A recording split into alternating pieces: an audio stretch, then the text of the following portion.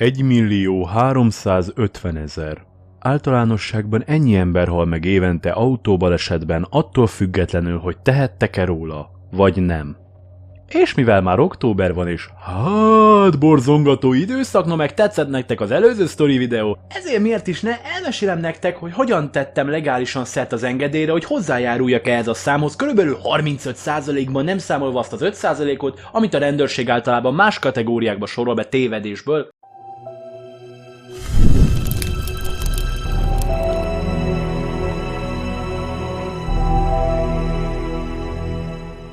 Na most amennyi ember, annyi típusú sofőr, még akkor is, ha rengetegnek olyan szinten megegyezik az ízlésétől kezdve a vezetésén át mindene, hogy nem is lehet különbséget tenni, de viszont a legtöbb ma már könnyedén is lágyan pillemódjára szárnyaló gépjárművezető általában vagy megfeledkezik, vagy nem hajlandó beszélni arról a korszakról, mielőtt kibújt selyemgubójából és úgynevezett tanulóvezetőként járta az utakat az oktatója társaságában. Az én történetem az egész vezetés témával 5 évesen kezdődött, amikor is édesapám elvitte egyetlen szeretett gyermekét, meg engem is, arra a bizonyos kihalt helyre, ahova minden fiatal kijár tanítani a spanokat vezetni, vagy szipúzni, mert nem járnak ott a rendőrök. Biztosan van ilyen hely a te városodban, vagy faludban is. És na most nagyon őszinte leszek, ez a rohadt szar ötlet volt édesapámtól. Először is alig értem el a lábammal a pedálokat, és nem vagyunk amerikaiak, szóval volt kuplung. Illetve faterom az a tipikus sofőr, aki 30 plusz év vezetési tapasztalat után csak annyit tud mondani, hogy érezni kell. Mindenre. Szóval az autónak a folyamatos, akkor kurvára agresszívnak érződő rázkódása, lefulladása, és mert majdnem lepatkáztam, mélyebb sebeket hagyott bennem, mint amikor Schatzper kb. Egy évvel korábban megtámadott egy Rottweiler. Emiatt életem nagy részében nem nagyon volt semmilyen szándékom arra, hogy érdekeljen a jogosítvány megszerzése, és eléggé nagy nihilisztikus, önutáló vadbarom voltam, hogy tűrjem a rettenetes tömegközlekedést. Illetve amikor néha-néha úgy voltam, hogy lehet, hogy jó lenne egy jogsi, akkor egyből lelettem oltva szerető szüleim által, mert egy haszontalan hülye marha vagyok, aki csupán kibaszná a pénzt. Ám jó néhány évvel később, miután az autók felé való tudásom csak annyival bővült, hogy a márkafanatikusok mind vadbarmok, és ezzel a ténylegesen őrült tulokokról beszélek, akik tényleg olyan hülyék, hogy havonta fizetnek azért, hogy legyen ülésfűtés, és minden nap a szerelőnél is, azért, hogy a márkás modern autó működjön is, ha nem tekerik fel az első villanyoszlopra, amit látnak, vagy mennek neki a falnak, vagy basznak el valakit a zebrán, amikor a gyalogosnak volt zöld lámpa, miközben teli torokból kurva anyáznak. Na de ezt leszámítva, az autók felé irányuló tudásom nulla volt, ameddig nem lett egy osztrák barátom, akinek az ereiben alkohol és benzin folyik. Igen, Zekről van szó megint. Aki az alkohol és varázsával valahogyan az én autók és vezetés felé irányuló nulla érdeklődésemet felkapta olyan 75-re. És nem tudom, hogy hogyan csinálta, de ezután a szüleim is valamiért valahogy úgy voltak a jogosítványom témájával kapcsolatban, hogy ez az! Szerezd meg a jogsit, te haszontalan hülye marha! Ami a harmadik legszebb dolog, amit valaha mondtak nekem. Szóval jelentkeztem eleinte online kresszoktatásra, amit elhúztam, mert egy haszontalan hülye marha vagyok, és igazából nem nagyon tudok túl sok mindent mondani róla, a kurva monitor előtt ülve olvastam és fogtam fel azt a részt, aminek értelme is van. Illetve nem szponzoráltam megemlíteném a Kressz TV nevű YouTube csatornát, mert mind a Kresszben, mind a vezetés tanulásban sokat segített. De azért kijelenteném, hogy a Kressznek egy hatalmas része akkora egetrengető, véletlenszerű, orbitális fasság, aminek csak az a célja, hogy a vizsgán pontot veszíts, és menj pótvizsgázni. Tudom, hogy most lesznek olyan jó zsibogarak a kommentekbe, akik fejből fújják a Kreszt, és megpróbálják megmagyarázni, hogy igenis, mindennek van értelme, csak túl hülye vagy, hogy felfog, nem is kéne jogosítványodnak lennie, de bazd meg, az egyik ilyen kérdés a Kressz vizsgámon az volt, hogy leesett egy közlekedési tábla az útra. Hova rakod vissza? A helyes válasz pedig az út felett jobbra. És ha balra rakom, vagy nem fel, csak oldalra, akkor hentesnél végzem, vagy egy arab országban a rendőrség által? Egyáltalán miért a sofőrnek a dolga visszaszerelni a táblát? Mert ha az lenne mondjuk a válasz, hogy vedd el az útról, és rakd a látható helyre, az logikus, meg érthető. De nem ez a lényege az egésznek, ugye? Szóval, miután kétszer meghúztak egy pont híján, átmentem a Kresszen, és vehettem fel a kapcsolatot az oktatómmal, aki... Ugye én egy nagyfalusi vidéki tahó vagyok. Szóval a vizsgákra, meg vezetni vonattal kellett feljárnom egy viszonylag közeli nagyvárosba. Csak hogy legyen kontraszt, ugyanebben a nagyvárosban, amikor egyszer mentem vezetni és leszálltam a vonatról, egy vakulásig rikítóan neonzöld színű hajú leányzónak, akinek szivárványos táska volt a kezében, amin volt vagy 358 darab LMBTQIDDQD zászlós kitűző egy BLM kitűzővel együtt, hatalmas nagy offenzív séredelemnek vette a pólómnak a dizájnját. Tehát nem túlzok, meglátta a pólómat és az emberi limitációit lehagyva a homlokát körülbelül a gyomráig láncolta, míg a szája oly szinten lefelé konyult, hogy a görbéjének a közepe a stratoszférát elhagyta. Na most kérdezhetitek, hogy milyen undorító, offenzív, egetrengető, emberiség és életeleni, megszentségteleníthetetlen dizájn volt azon a pólón. Kérem szépen, rajta volt Jézus Krisztus, és a felirat láttam ám. Majd amikor nem tudtam visszatartani a röhögést, akkor a feje olyan rikítóan piros lett, mint a legtöbb vadonban élő mérgező állatnak, akik fitoktatják, hogy mennyire mérgezőek. De van értelme, mert nem létezik, hogy nem volt toxikus. Na de egy olyan városban, ahol ennyire elfolyol a problémamentesség és ilyen szinten képes valakiből tudatlan bohócot csinálni, akkor milyen lehetett az oktatóm? Bezony, egy élő egyenlőség szimbólum volt. Ha fekete vagy, azért tudtál. Ha fehér, akkor azért. Ha kék geci vagy az Avatárból, akkor azért. Ehhez még hozzáadódott, hogy a Palinak rohadtul nagy hangulatingadozásai voltak. Az, hogy abban a városban való közlekedés valahogyan elbaszottabb, mint Budapesten, az eldugott tábláktól kezdve a totálisan értelmetlenül elhelyezett közlekedéskorlátozó középső ujjakon át, amik csak azért vannak ott, hogy a tanulóvezetőkkel kibasszanak, mert még a rendőrök is felfogják, hogy aki kirakta őket, az már az anyamében szívta a kék anyagot kilószámra, a totálisan kaotikus, kiszámíthatatlan száguldó elektromos rollerező és a részeg biciklisekig, plusz az, hogy legbelül még mindig paráztam a vezetéstől, és a rohadtul nem voltam magabiztos az 5 évesen átélt fasság miatt, és ezzel megkaptuk a receptjét a teljes kibaszott katasztrófához. Szóval amikor legelőször mentem vezetni, akkor a városnak egy külsőbb, eldugottabb részére először kivezetett, mert ugye Magyarországon diabetikus bűnözés van, nem pedig személygépjárművezető tanulópályák. És igen, kurva sok időbe telt, mire megtanultam a kuplungot normálisan használni, szóval az első elindulás nem ment zökkenőmentesen természetesen, ám első találkozás volt még csupán, és valószínűleg a legtöbb tanulóvezetőnek az indulása nem a kecsességéről híres, szóval csak annyit gondolhatott, hogy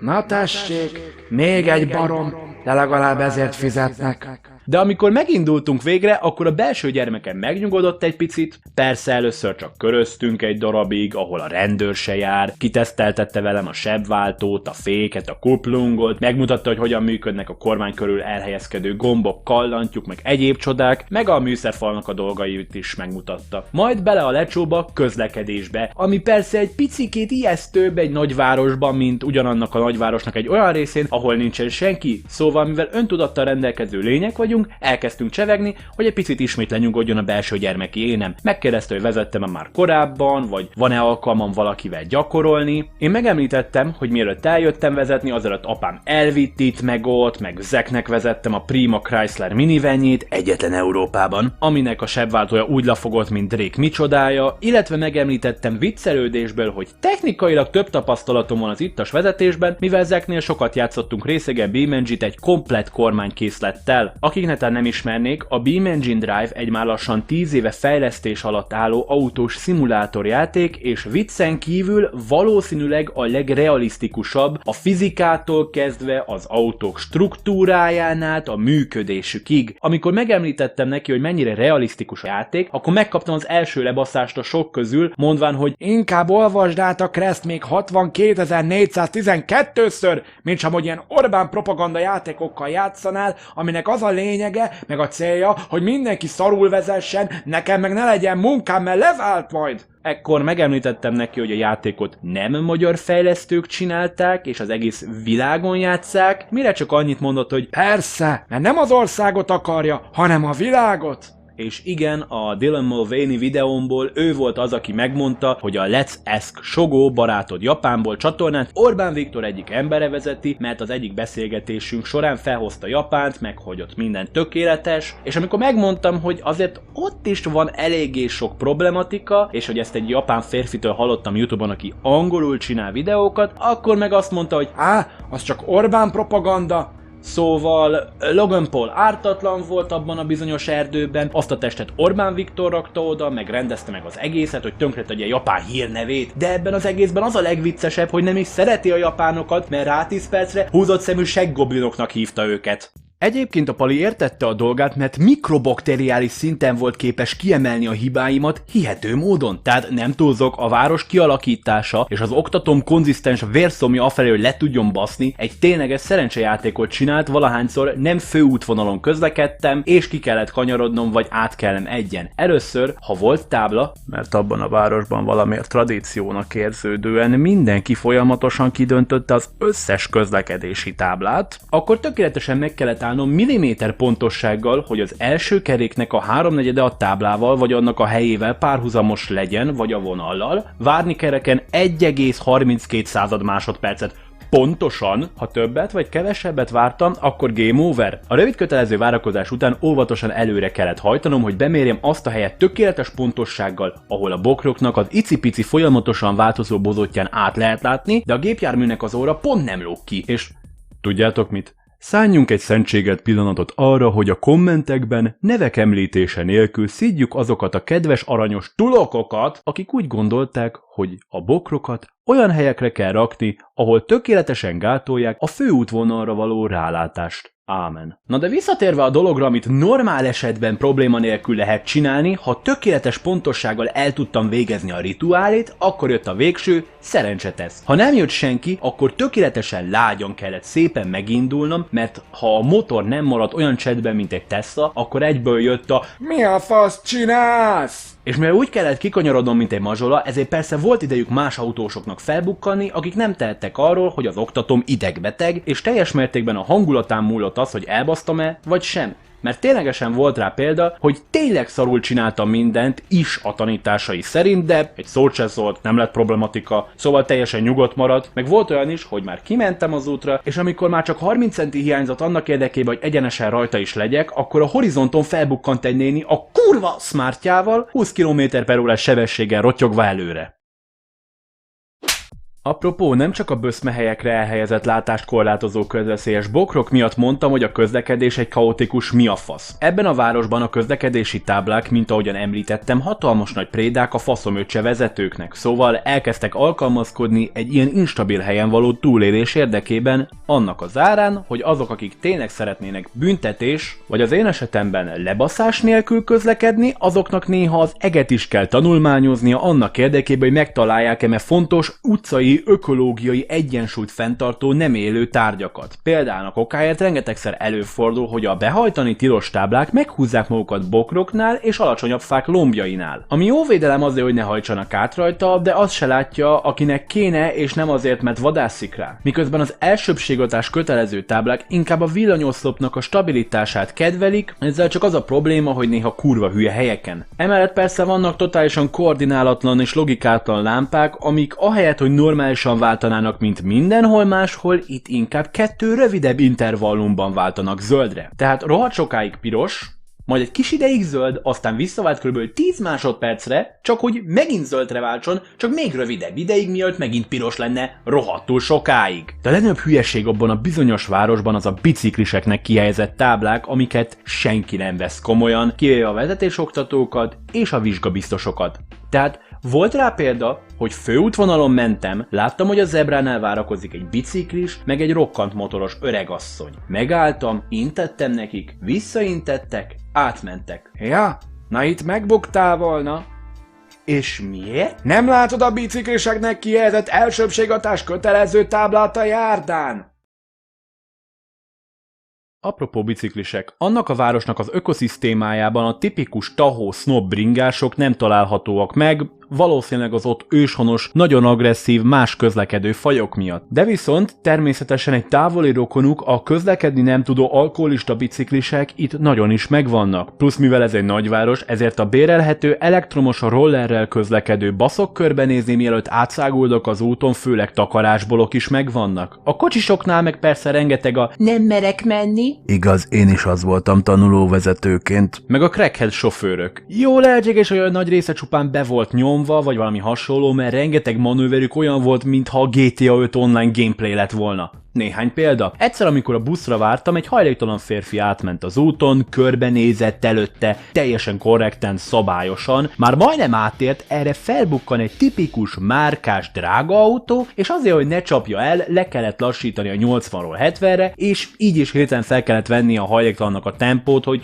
ne üss el! Szóval, mint minden racionális ember, a csávó megállt az úton, benyomta a vészvillogóját, kiszállt, lecsapta a hajléktalan palit, majd mintha mi sem történt volna, visszaült és elhajtott. Vagy volt olyan, hogy balra kellett kanyarodnom, de jöttek szemből, szóval természetesen megálltam és elkezdtem megvárni, míg mindenki elmegy. Erre a semmiből egy pickup felment a kurva járdára, kidöntötte a táblát és így megelőzött, és az oktatóm, aki mindenre mindig folyamatosan túlságosan figyelt, valahogy ezt pont nem látta, amikor a telefonját nézte, pedig volt hangja minden egyes meccenésnek. Persze nem mondom, hogy példadiák voltam, estek nagy részében rohadtul túlbonyolítottam mindent, meg abszurd szinten mutattam mindig, hogy mit csinálok, mert ha nem, akkor balfasz vagyok, és még nem vagyok kész a vizsgára. De túl sok idővel, amit tényleg szégyellek bevallani, kikönyörögtem, hogy engedjen el vizsgázni, és mivel ugye megvoltak a kötelező órák és kilométerek, ezért maximum megpróbálhatott lebeszélni, de higgyétek el, néha jobb, ha megpróbáljátok. A vizsga előtt viszont szeretném kiemelni az oktatómnak néhány csodálatos aranyköpéseit, amik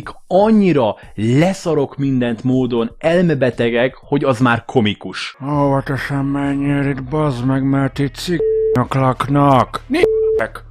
Utálom őket! Kell velük most csinálni? Ne, nézd meg, hogy vigyorog ez a kibaszott indiai zsidó. Na bazd meg, még több filippino. A magyarokat is utálom, bazd meg. Bassza meg az Ukrajna, meg Oroszország, meg az Orbán. Persze, bazd meg, mert az Orbán is egy mocskos cigány. Maga egy élő egyenlőség szimbólum. Miért? Mindenkit egyenlően utál. A filippinókat már nem... Múltkor bementem a boltba, olyan kedvesen mosolygott a kis filippino eladó, meg máskor is olyan kedvesen mosolyognak. Szóval eljött a vizsganapja, és leírhatatlanul be voltam szarva. Megjelent a vizsgabiztos, és körülbelül 2 perccel érkezése után teljesen ledöbbentett a tény, hogy ő még az oktatómnál is rasszistább volt. Tehát elkezdődött a vizsga, és elkezdtem sorolni, meg tesztelni, hogy minden oké az autóval, de olyan volt, mintha a falnak beszéltem volna, mert az oktatóm meg a vizsgabiztos kurvára el voltak azzal, hogy elkezdtek szidni mindenkit is. Nem tudom, hogy ABC sorrendben vagy valamilyen más módon, de egyesével hoztak fel minden nációt, meg rasszot azzal együtt, hogy miért rettenetes mind. Miután felsoroltam mindent, csak annyit mondtam, hogy készen vagyok, aztán megindultunk, és a beszélgetésük folytatódott, szinte semmire nem figyeltek, legalábbis úgy tűnt, szóval igazából zökkenőmentesen mentek a dolgok, emiatt azt leszámítva, hogy beláthatatlan, keserű gyűlölet az élet felé keringett az autóban, az egyik legnyugisabb vizsga volt az egész életemben. Még a forgalom sem volt annyira rettenetes. Egyszer volt az, hogy egy tábla nélküli kereszteződésben felbukkant bal oldalról egy rikítóan piros fejű biciklis, aki éppen hogy fennmaradt, mert a gyomrában lévő folyadékmennyiség picit középen tartotta, szóval félbeszakítottam a vezetés szakértőket, ahogyan éppen kivesézték, hogy mennyire utálják a kínaiakat, és megmondtam, hogy tisztában vagyok azzal, hogy nekem van elsőbségem, de szerintem a tudatmódosult férfi nem képes ilyen komplex dolgokat felfogni, szóval a biztonság kedvéért elengedem. A vizsgabiztos ránézett a palira, majd vissza rám, bólintott, és annyit mondott, jogos. Majd folytatták a diskurzust. Szépen lassan megcsináltam minden feladatot, és ahogyan kijelölt vizsgaútvonal végére értünk, egy pici komplikáció keletkezett, mert a vizsgabiztos felhozta a filippinókat, amire annyit mondott az oktatóm, hogy a filippinókat bírom, olyan aranyos meg kedves a mosolyuk. Mire a vizsgabiztos azzal válaszolt, hogy Persze, hát idejöttek, azt megtanultak zoknit húzni. Ami nem tetszett az oktatómnak, és hirtelen megszűnt a nagy vidámsággal teli utálkozás, viszont megmondták, hogy átmentem, és csak annyi volt hátra, hogy visszamenjünk a kiinduló helyre, hogy ott lerakjuk a vizsgabiztos. És mivel hirtelen besavanyodott a témájuk, ezért engem vettek célba, szóval egész visszaúton azt hallgattam, hogy mekkora szarsofőr vagyok, hogy rohadtul készüljek fel, mert egyébként alkalmatlan, meg balesetveszélyes vagyok, meg minden rettenetes dolog száguldó őrültől kezdve mocskos cammogó mazsoláig, de így is probléma nélkül visszaértünk a szidások ellenére, gratuláltak, megkaptam a papírokat, amiket le kellett adnom az iskolánál, hogy megkapjam a jogsimat, és így lett meg a jogosítványom. És most sokkal rövidebben elmesélem, hogy hogyan tanultam meg vezetni is. Na tja, ich habe gehört, dass du deinen Führerschein hast. Herzlichen Glückwunsch, du behindertes Stück Scheiße. Hör mich aus, ich hole dich ab und fahr du mit meinem Gucci-Kleid zu mir nach Hause, okay? Okay.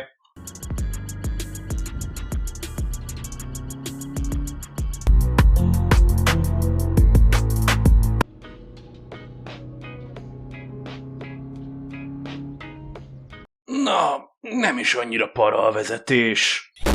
Na figyelj te haszontalan hülye marha, holnap méreg drága autómmal elmegyünk egy 600 kilométeres túrára, majd vissza, miközben minden kicsi amatőr hibáért kurvára lebaszlak, oké? Okay?